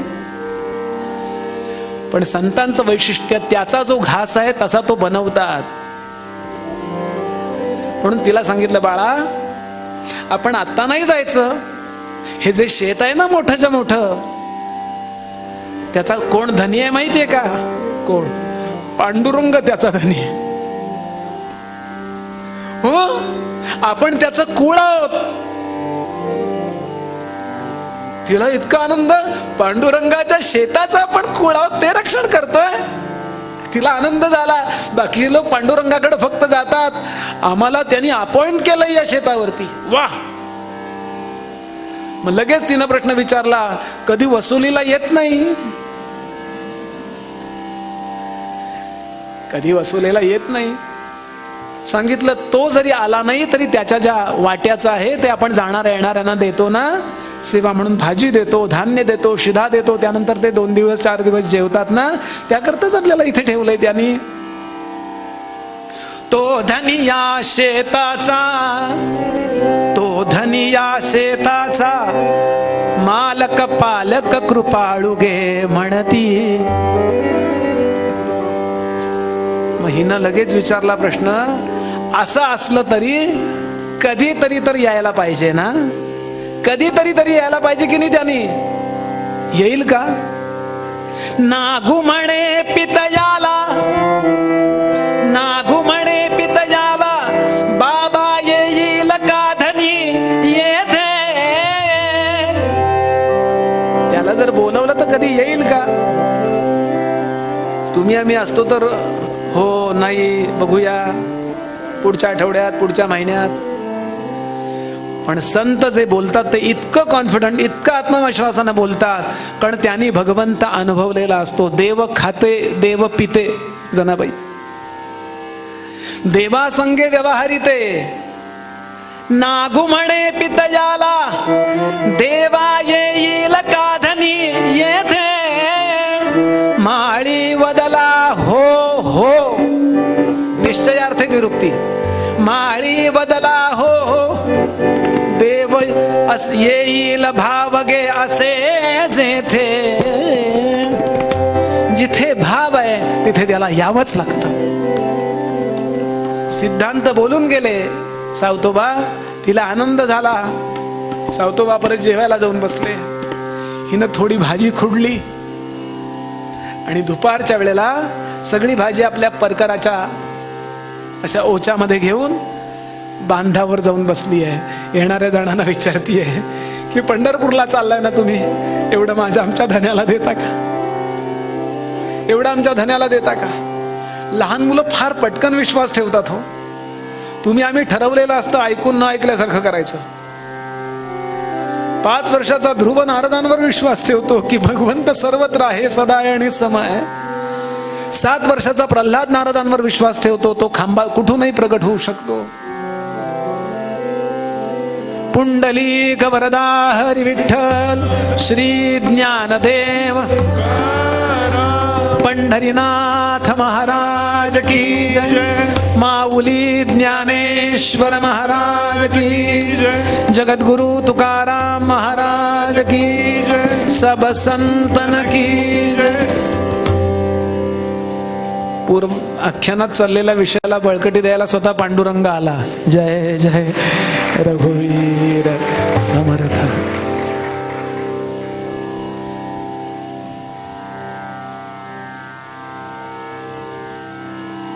संध्याकाळ झाली. सगळ्या वाऱ्या निघून गेल्या. एका वारीने तर बखरीत वर्णन केले त्यांनी कथांमध्ये. एका वारीने तर या मुलीला ढकलून दिलं म्हणे, असं वर्णन आहे. ती पुढं पुढं आली. आता वाऱ्या नाहीत, संध्याकाळ होऊन गेली. 6 वाजले 7 वाजले. पांडुरंगाला एवढं देता का म्हणणारी ही मुलगी, तू कोण? सावत्याची का? तो एक वेडांग तू 7 वेडी. होतंय काय पंढरपूरला यायला? आमच्याबरोबर भाजी देतेस? आम्ही काय नोकर आहोत तुझ्या काकाचे? ढकलून दिलं म्हणे तिला. भाजी सकट ती चिखलात पडली, असं वर्णन केलं त्याने. आणि चिखलात पडल्या पडल्या विचार करते, हे वारकरी का हे वारकरी? आणि भाजी धुतली हो. गरीब माणसं भाजी वाया नाही घालवत. स्वच्छ केली, आपला परकर स्वच्छ धुतला आणि तशीच बसली आहे, रडते. काय करू, तळमळती आहे.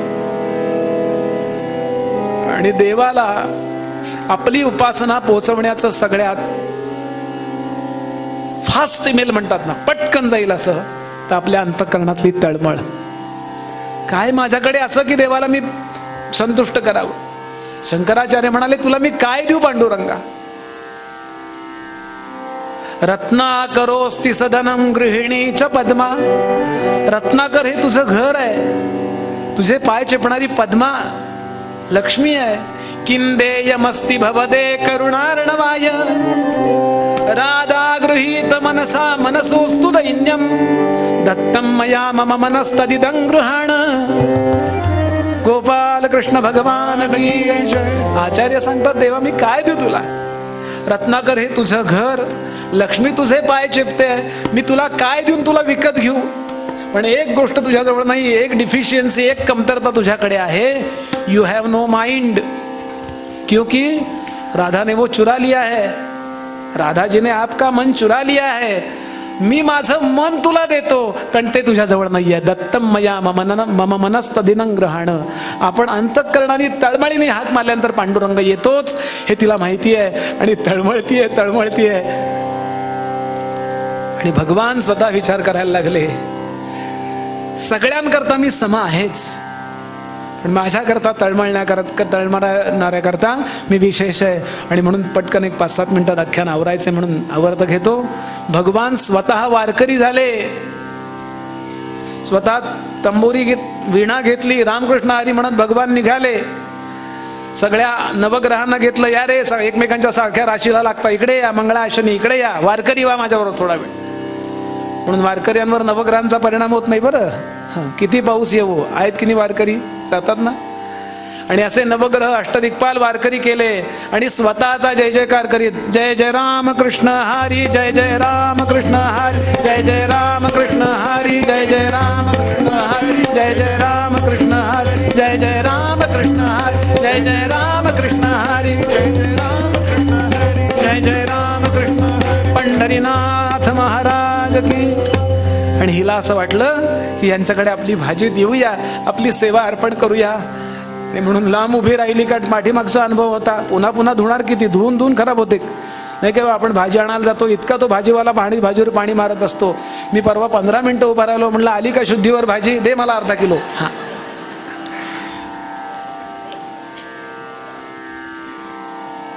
लांब उभी राहिली आणि तळमळीनं विनंती करते, महाराज पंढरपूरला चाललाय का?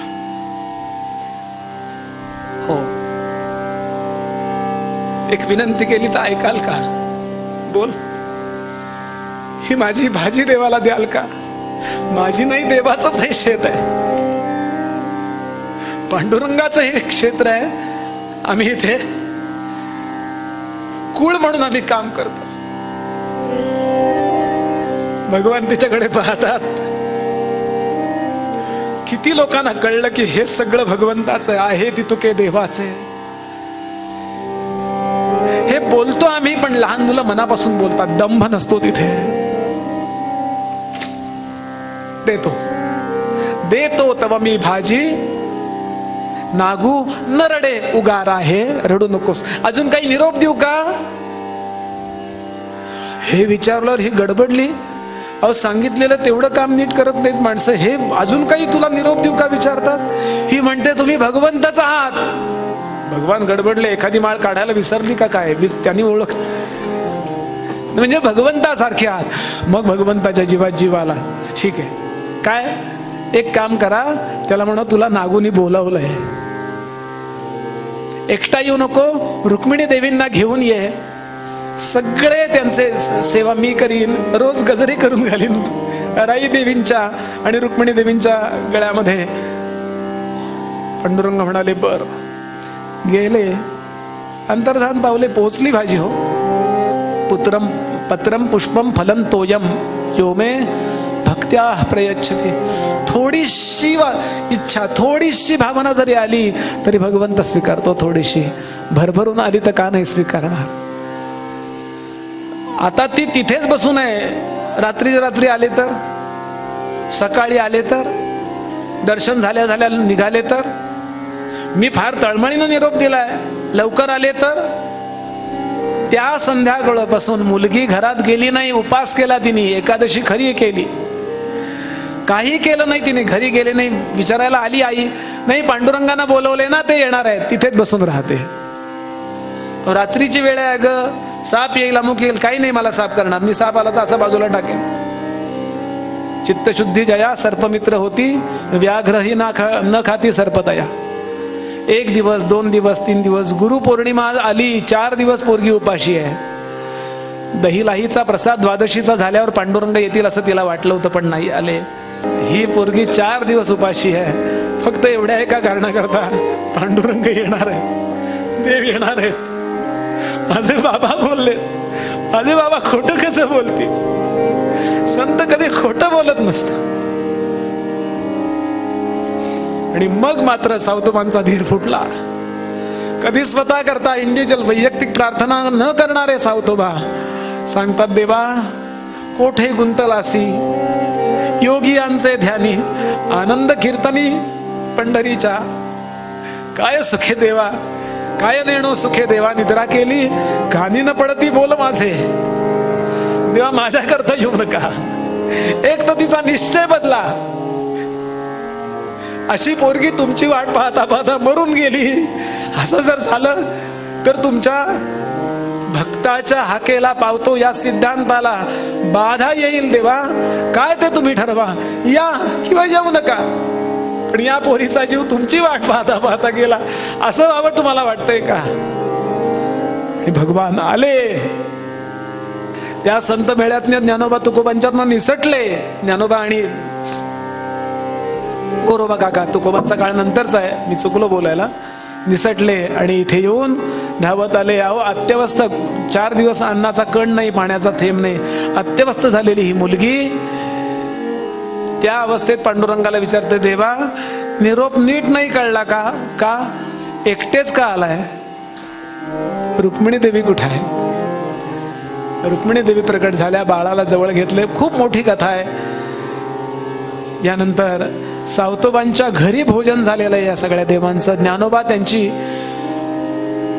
शोध करत करत करत ज्ञानोबांसारखे संत, सगळे संत अरणभेंडीला आले आणि तिथे येऊन एका बाजूला पांडुरंग बसलेत, एका बाजूला ज्ञानोबा इत्यादी मंडळी बसलीत आणि मध्ये ही नागो बसली आहे. आणि असा तिचा गुरुपौर्णिमेच्या दुसऱ्या दिवशी उपास सुटला, जो आत्ता आपला सुटणार आहे. तो दिवस आजचाच होता. आणि सांगायचा भाव असा, आजही पुष्कळ वारकरी मंडळी, तिथली वारी झाल्यानंतर अरणभेंडीला जाण्याची पद्धत आहे अनेक वारकऱ्यांची. काय सांगतो मी एवढ्याकरता, सगळं एवढ्याकरता बोलतोय की संतांच्या इथे आपपर भेद नसतो, भगवंताच्या इथे आपपर भेद नसतो.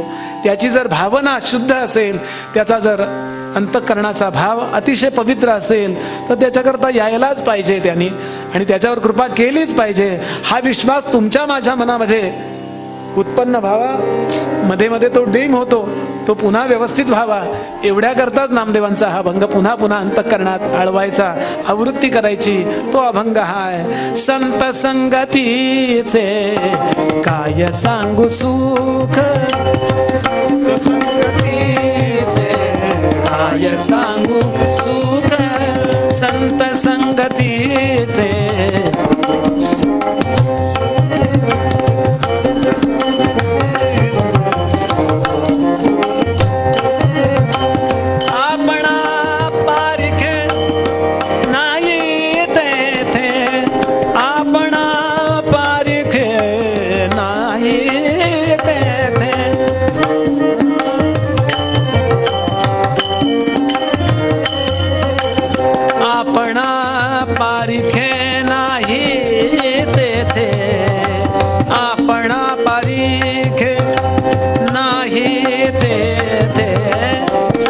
संगतीचे काय सांगू सुख, काय सांगू सुख, काय सांगू सुख. जय जय रघुवीर समर्थ.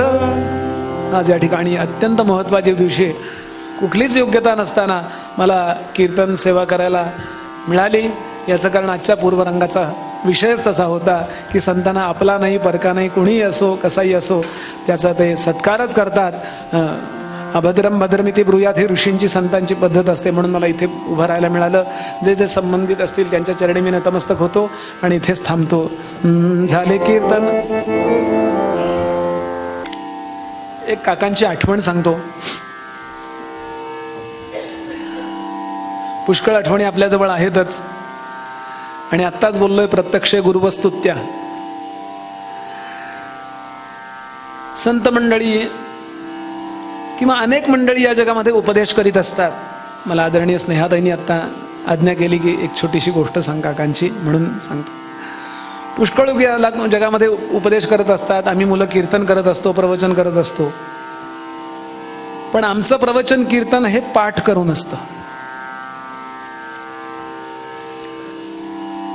आणि आदरणीय मंदाताई आहेत, काका आहेत किंवा अशी अनेक मंडळी आपल्या परिचयाची असतील की संत या दृष्टीने आपण त्यांच्या चरणावर मस्तक ठेवतो.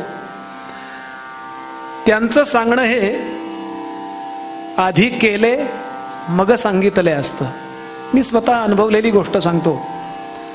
सज्जनगडावर 1987 साली आदरणीय मारुती बुवांनी गडावरच्या भक्तांना किंवा जवळच्या लोकांना वेदांत अवगत व्हावा एवढ्याकरता वर्ग सुरू केला, अभ्यास वर्ग. पितृपक्षामध्ये, भाद्रपद वद्य पक्षामध्ये तो असायचा. तेव्हा बुवा असं म्हणाले होते प्रस्तावनेत की श्रीधर स्वामी महाराज गडावर असताना पहाटे 3ला श्रीधर कुटीमध्ये, मागच्या माडीत आपण आलाय, खरे शास्त्री उपनिषद सांगायला येत असत. आणि खरे शास्त्री रोज उपनिषद सांगत असत. ते पुन्हा सुरू करूया अशा अर्थानं रोज सकाळी 9 ते 10:30 असा आणि दुपारी साधारण 4 ते 5:30 असा रोज दीड तास असा वर्ग असायचा. पहिल्या वर्गाला आम्ही पुष्कळ मुलं होतो. माझ्याकडं काम माईक लावायचं होतं म्हणून नाईलाजानं मी तिथं बसलो होतो. आता हा वर्ग सुरू झाला. 1 वर्ष गेलं, 2 वर्ष गेलं. श्रीधर कुटीत बरीच वर्ष वर्ग झाला. श्रीधर कुटीच्या मागच्या माडी जिथे श्रीधर स्वामी राहिले. नंतर मग तो वसुंधरा हॉलमध्ये शिफ्ट झाला. आदरणीय सातवळेकर जे आहेत त्यांचा एक हॉल मोठा बांधला आणि नंतर तो अण्णाबुवा हॉलमध्ये शिफ्ट झाला. अशा 3 ठिकाणी तो बदलला गेला. तर गडावरची जी 7 प्रवचनं असायची पितृपक्षातली, त्यात एक प्रवचन कराडला कृष्णाबाई मंगल कार्यालयात कुलकर्णी नावाचे एक कराडचे काकांचे अनुग्रहित त्यांच्या वाढदिवसानिमित्त किंवा कुठल्या तरी कारणाने तेव्हाच ती तिथी यायची, तेव्हाच ती तारीख यायची. ते रात्री असायचं. म्हणजे 7 ते 8 ते प्रवचन असायचं. म्हणजे सज्जनगडावर आम्ही जाऊन पोहोचू शकायचो आणि प्रवचन करून रात्री परत यायचो. तेव्हा पहिल्यांदा जेव्हा बुवा गडावरून आदरणीय डॉक्टर काका निघाले, काकांची गाडी होती तेव्हा काका उत्तम ड्राईव्ह, मला वाटतं ज्योत्स्ना ते आपण होतात आणि अजून एक जण कोणीतरी होते पुण्याचे गृहस्थ. आणि मला गडावरचा कोणीतरी रामदासी पाहिजे म्हणून बुवानी मला दिलं होतं की रात्री येताना उशीर होईल, अंधार असतो, बॅटरी घेऊन कोणीतरी रामदासी पाहिजे. तर सांगायचा मला भाग असा आहे की साधारण कराडच्या अलीकडे एक पूल येतो. या थोडासा पाऊस आला आणि 2 व्हीलरवाला एक मनुष्य चालला होता आणि त्याच्या मागे एक स्त्री बसली होती आणि तिच्या हातात बाळ होतं आणि भिजत होते ते. तर काका म्हणाले गाडी थांबव. म्हणजे मला वाटतं तो मनुष्य ड्रायव्हिंग करतो. गाडी थांबवली. आम्ही जाऊन त्यांना विचारलं की त्या ताई आणि बाळ जे आहे त्यांना गाडीत, कारण गाडी जागा होती, मोठी गाडी होती, आणि मग तुम्हाला स्टँडपर्यंत कुठपर्यंत आम्ही सोडतो आणि मग तुम्ही जा, म्हणजे ते बाळ भिजतंय म्हणून. अहो मी आपल्याला हे 30 वर्षापूर्वीचं सांगतोय, 87-88 साल, म्हणजे बघा 32 वर्ष झाली असतील, 32 जास्तच. ते म्हणाले नको. ठीक आहे म्हणाले. आम्ही बसलो आणि निघालो. मग आमची चर्चा सुरू झाली की काय बिघडलं होतं, अमुक तमुक. काका फक्त एकच वाक्य बोलले, त्यांची बाजू त्यांच्याकडं, आपली कृतियुक्त सदिच्छा होती. हे इतकं माझ्या अंतःकरणावर कोरलं गेलं. संतांची कृतियुक्त सदिच्छा असते, वरवर कोरडं बोलणं नसतं, तर ती सदिच्छा कृतियुक्त असते. म्हणजे अनेक आठवणी आहेत. त्यातली मला अगदी जुनी आठवण आठवली, ती आपल्यासमोर ठेवली मी. यानंतर सुदिनम कोणीतरी म्हणणार आहे म्हणून, नाही तर एरवी आम्ही म्हणतो सुदिनम, पण एक श्लोक मात्र आत्ता मी म्हणून घेतो काकांच्या वाढदिवसाकरता. आपण सगळ्यांनी तो म्हणूया माझ्या पाठोपाठ. आपण म्हणा. आपल्या वाढदिवसा दिवशी नेहमी मार्कंडेयांचं स्मरण करावं असं म्हटलेलं आहे. मार्कंडेय, सत्यनारायणाची पूजा करतो अशी मार्कंडेय पूजा करावी, कारण मार्कंडेय हे चिरंजीव आहेत. 3 लोकांचा, भुवा आणि स्वाहा, या 3 लोकांचाच प्रलय होतो नेहमी, जो होतो 71 युगानंतर भागवतात वचन. आणि केव्हा तरी विशिष्ट युगानंतर मग मुख्य प्रलय होतो. या 3 युगांचा प्रलय पाहणारा कोण असेल? महापुरुष. आणि त्यावेळेला करारविंदेन पदारविंदम हे दर्शन झालेला महापुरुष कोण असेल? भागवताच्या आधाराने, अनेक पुराणांच्या आधाराने, तर ते मार्कंडेय आहेत. त्यांचं स्मरण वाढदिवसा दिवशी करावं असं म्हटलंय. म्हणून आपण सगळ्यांनीच या सदिच्छा देऊया, या शुभेच्छा काकांच्या चरणी अर्पण करूया. श्री मार्कंडेय महाभाग, मार्कंडेय महाभाग, सप्तकल्पांत जीवनम, सप्तकल्पांत जीवनम, आयुरारोग्यमैश्वर्यम, आयुरारोग्यमैश्वर्यम, देहि मे मुनिपुंगव, देहि मे मुनिपुंगव. श्री मार्कंडेय भगवान की जय. श्री मार्कंडेय भगवान की जय. झाले कीर्तन शेवट